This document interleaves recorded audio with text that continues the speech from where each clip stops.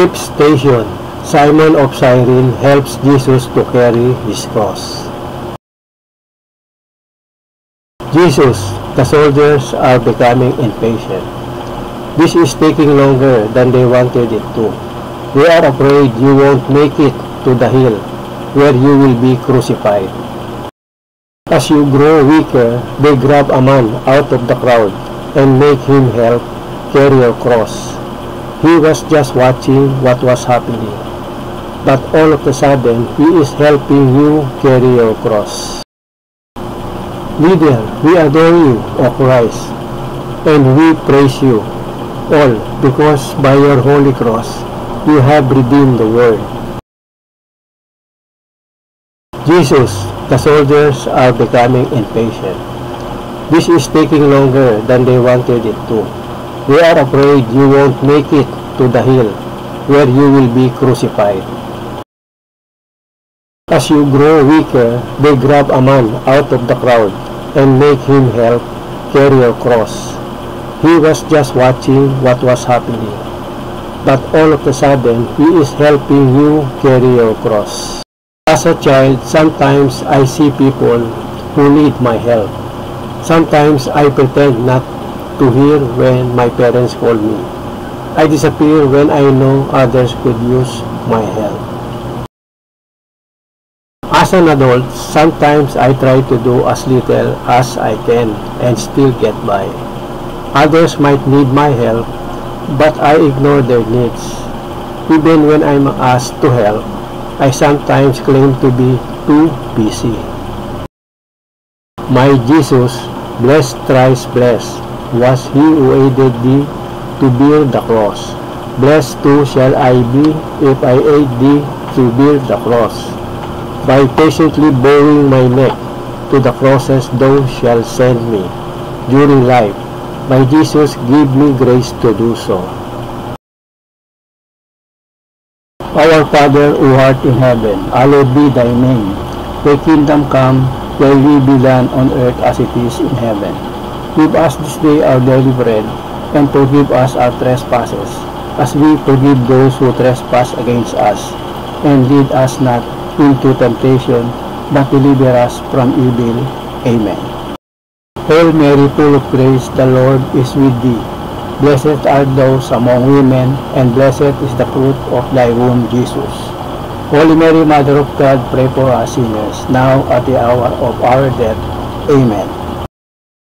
Glory be to the Father, and to the Son, and to the Holy Spirit, as it was in the beginning, is now, and ever shall be, world without end. Amen. Jesus Christ crucified, have mercy on us. May the souls of the faithful departed, through the mercy of God, rest in peace. Amen.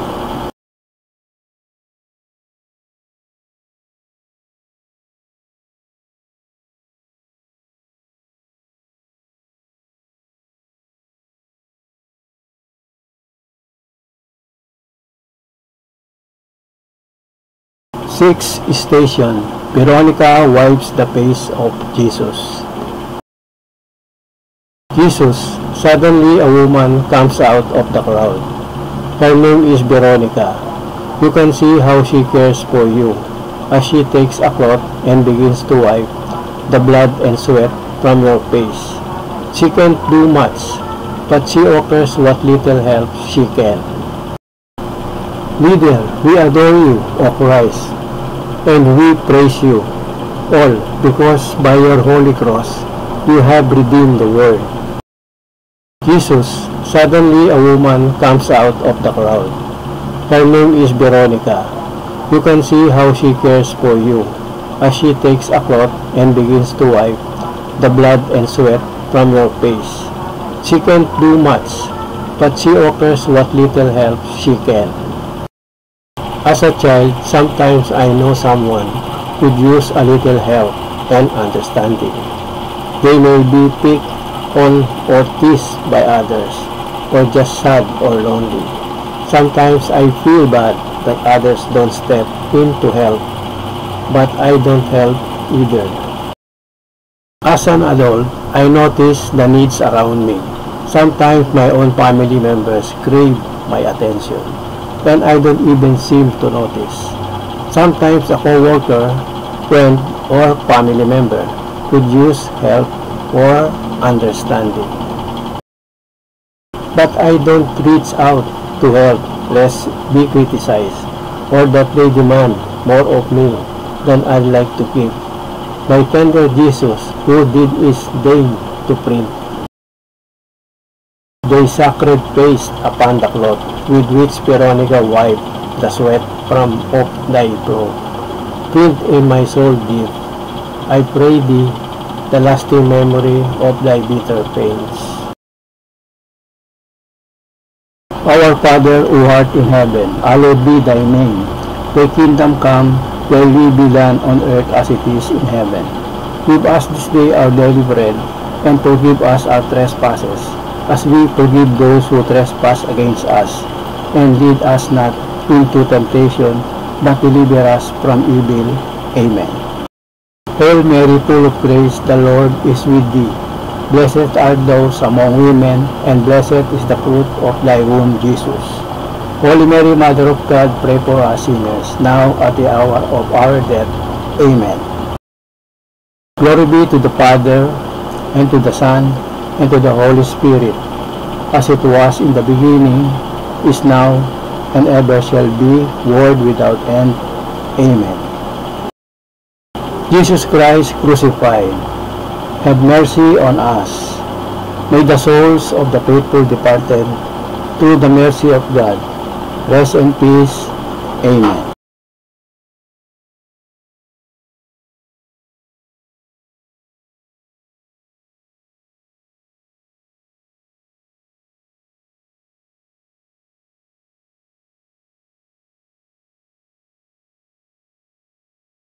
Seventh station. Jesus falls the second time. This is the second time you have fallen on the road. As the cross grows heavier and heavier, it becomes more difficult to get up. But you continue to struggle and try until you're up and walking again. You don't give up. Leader, we adore you, O Christ, and we praise you, all because by your holy cross, you have redeemed the world. This is the second time you have fallen on the road. As the cross grows heavier and heavier, it becomes more difficult to get up. But you continue to struggle and try until you're up and walking again. You don't give up.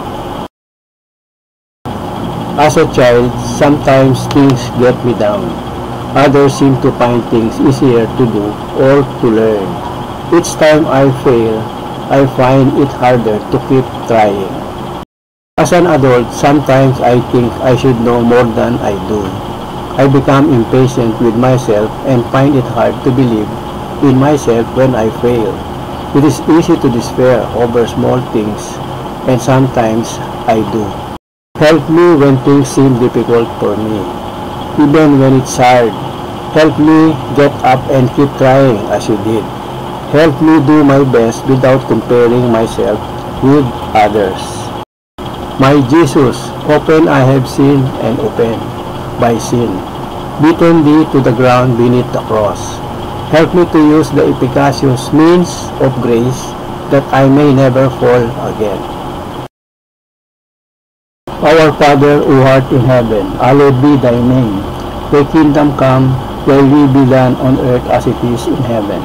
Give us this day our daily bread, and forgive us our trespasses, as we forgive those who trespass against us. And lead us not into temptation, but deliver us from evil. Amen. Hail Mary, full of grace, the Lord is with thee. Blessed art thou among women, and blessed is the fruit of thy womb, Jesus. Holy Mary, Mother of God, pray for us sinners, now at the hour of our death. Amen. Glory be to the Father, and to the Son, and to the Holy Spirit, as it was in the beginning, is now, and ever shall be, world without end. Amen. Jesus Christ crucified, have mercy on us. May the souls of the faithful departed, through the mercy of God, rest in peace. Amen.